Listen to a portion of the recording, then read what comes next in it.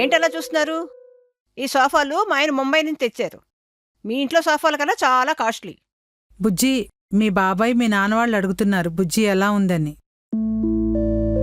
మీ వాళ్ళందరికీ చెప్పండి, ఇలాంటి గొప్పింటి రావడం మీ అమ్మాయి చేసుకున్న అదృష్టం. పెళ్లి చాలా సింపుల్గా చేసేసరికి మాకేమీ లేదనుకుంటున్నారు. నేనైతే మా చుట్టాలందరికీ చెప్పాను, వాళ్ళు పిల్లనైతే పెంచారు గాని పెళ్లి చేయడమే కష్టమని. ఏదో వదినా, మాకున్న దాంట్లోనే పెళ్లి చేశాం. ఏం చేశారు? వచ్చిన చుట్టాలందరూ ఏసీ రూములు లేవు, భోజన సదుపాయాలు లేవు, వాటర్ ఫెసిలిటీ లేదని ఇప్పుడు దాకా మాకు దెప్పుతూనే ఉన్నారు. ఈ మధ్య మా తమ్ముడు కొడుకు పెళ్ళయింది, 50 లక్షలు కట్నం ఇచ్చారు. మీరేమో చాలా సింపుల్ గా 10 లక్షల కట్నంతో తేల్చేశారు. ఆ డబ్బు ఎక్కడ సరిపోతుందని ఇంకో 10 లక్షలు ఇమ్మని మీ ఆయన గారికి చెప్పండి. బంగారం లాంటి అమ్మాయిని ఇచ్చాం వదినా, మీకు ఇంకేం కావాలి? బయట అమ్మాయిలను చూడండి ఎలా ఉన్నారో. మా అమ్మాయిని చాలా జాగ్రత్తగా పెంచాం. ఏం పెంచారు? మీ అమ్మాయికి వంట చేయడం రాదు, ఏ పని చేత కాదు. ఇప్పుడిప్పుడే నేర్చుకుంటుంది వదినా. మా ఇంట్లో పనిచేస్తానన్నా గాని అసలు చేయనిచ్చేవాళ్ళం కాదు వదినా. పెళ్లి చేస్తే సరిపోదమ్మా, పెళ్ళయ్యాక అమ్మాయి అత్తారింట్లో ఎలా ఉండాలో నేర్పించాలి. మావాడు ఇష్టపడ్డాడని ఈ పెళ్లి చేశాం, లేకపోతే మీలాంటి వాళ్ళతో సంబంధం కలుపుకుంటామని అనుకోనే లేదు. ఆపండి అత్తయ్య.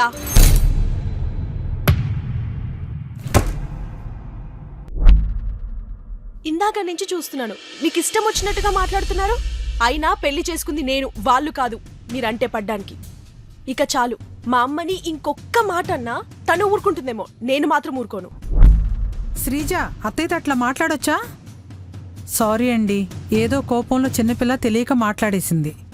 నువ్వు ఆగమ్మా, నీకు తెలీదు ఏంటి? ఎప్పుడు మాట్లాడని దాన్ని ఇప్పుడు మాట్లాడుతున్నాను చూస్తున్నారా?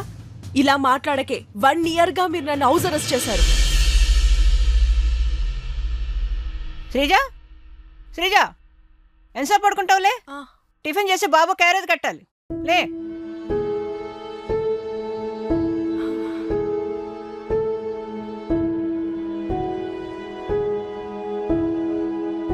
శ్రీజ, ఈ ప్లేట్లు కడిగాయి. అక్కడ చెత్త పేరుకుపోయింది, తుడిచేయి.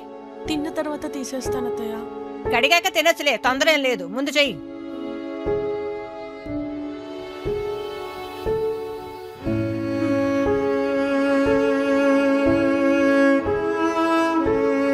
శ్రీజ, అప్పుడే అలసిపోయావా? లంచ్ ప్రిపేర్ చేయవా? మీ మాయకు టైం ప్రకారం తినేసి మందులు వేసుకోకపోతే బీపీ పెరుగుతుంది. వెళ్ళి త్వరగా చెయ్యి. సరే అత్తయ్య.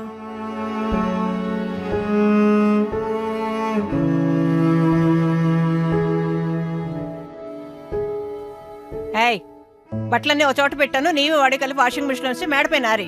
నాకు అసలు అలసటగా ఉంది, వెళ్ళి పడుకుంటాను. బట్టలన్నీ మడతెట్టి మార్కెట్కి వెళ్ళి కూరలు పట్టరా. నేనే పెడదాం అనుకున్నాను, నాకు అసలే మోకాళ్ళు నొప్పులు, డాక్టర్లు ఎక్కువ దూరం నడవద్దన్నారు. వెళ్ళిరా త్వరగా.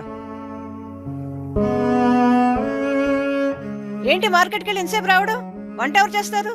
త్వరగా వంట చెయ్యి, నాకు అసలు నీరసంగా ఉంది. ఇన్ని పనులు చేసి అలసిపోయి పడుకున్నాక విశ్వ వస్తాడు. ఇంకా మొగుడుతో సంసారం ఎప్పుడు చేయాలి? మళ్ళీ పెళ్ళై 1 ఇయర్ అవుతుంది, ఇంకా పిల్లలు లేరేంటి అని అత్తయ్య తిడుతుంటే ఏమనాలో అర్థం కాదు. నా బాధ ఇన్ని పనులు చేస్తున్నందుకు కాదు, ప్రతి ఇంట్లో ప్రతి ఆడది ఇన్ని పనులు చేస్తుంది, కానీ పనికి తగ్గ గుర్తింపు లేదు. తప్పంతా మాదేరా. కూతురు గొప్పింటికెళ్తుంది అనుకుంటామే తప్ప వాళ్ళు ఎలా ఉంటారో ఎలా చూసుకుంటారో పట్టించుకోము.